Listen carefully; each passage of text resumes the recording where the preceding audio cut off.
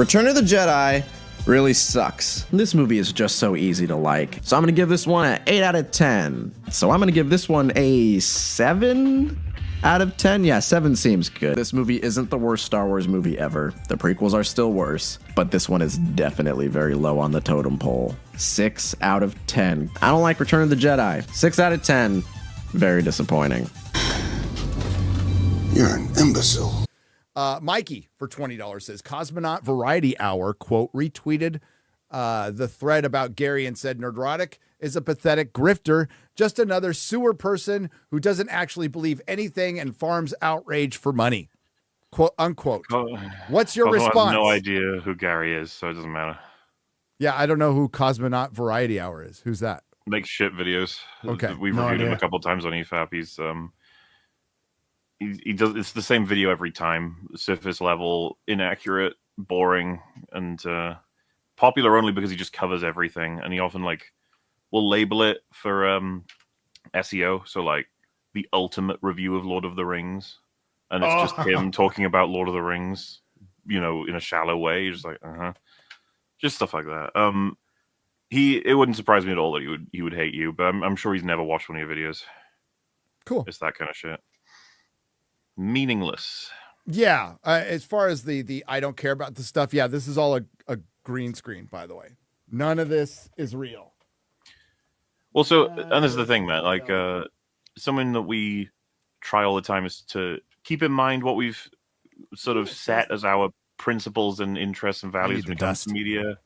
And then we reflect that on new things that come out. And it can be interesting if we clash on stuff like that. At Cosmonaut, I had a whole thing that we had collected over time of just the amount of times he'll contradict himself because he's completely forgotten what he likes and dislikes.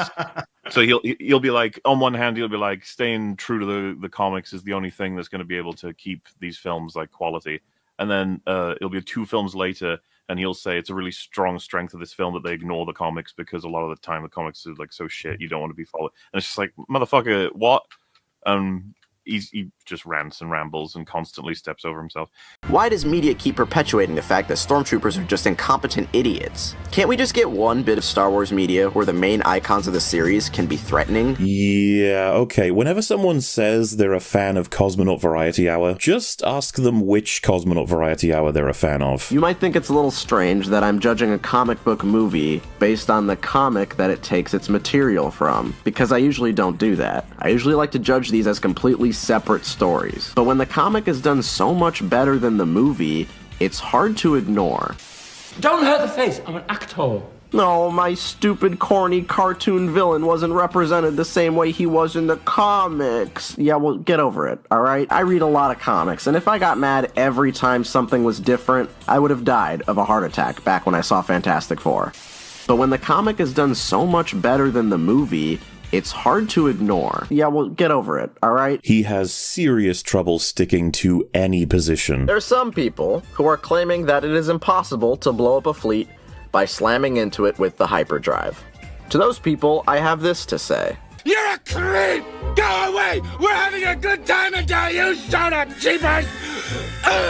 No, but all joking aside, shut the f*** up, you goddamn idiots! It's a movie about space wizards. There are no rules. Stop making shit up to be mad about. Analyze a film like a regular person and don't pick apart shit with made-up fantasy facts. The new Inquisitors use their weird gimmicky lightsaber to fly like a helicopter. I'm sorry, but this is ridiculous. Anyone who takes this show seriously needs to just look at this. Imagine if during the fateful battle between Luke and Vader, one of them twirls their sword around and flies away. That's not how the Force works. There are no rules. Stop making shit up to be mad about. That's not how the Force works. So he's an idiot. Yeah. He's one of the people who desperately tried to argue that Star Wars is retarded in and of itself, so you shouldn't be so mad at Rise of Skywalker because, and then he would fucking show the clip of the stormtrooper hitting his head in A New Hope. Oh, shut up. He'd be like, see, Star Wars has always been stupid. That's what started that meme for our community. It's just like, yeah, there's no standards because some guy hit his head. Right? It's always been... Come on. That's the excuse for everything. Fallout. They're all meant to be retarded. Genuinely, he's like, tier 2 Stuckman. He'll take some positions, but there's nothing there. I really think people have been giving Rey a very bad rep for some pretty bad reasons. Most people just say they don't like her because she's too strong, but I don't know, it doesn't bother me. I personally don't really mind seeing a character who is good at things in Star Wars. All the other main characters in Star Wars are really good at stuff. Oh, how come Obi-Wan can defeat a Sith Lord all by himself when his master couldn't even do that? How come Luke is really good at using the Force without getting any training? Sabine is a walking Hot Topic ad. She feels like the forced, strong female character. She couldn't be more Mary Sue unless she was also Force sensitive, which at this point wouldn't even really surprise me. People just say they don't like her because she's too strong, but I don't know, it doesn't bother me. She couldn't be more Mary Sue unless she was also Force sensitive. That's stupid! Use your common sense.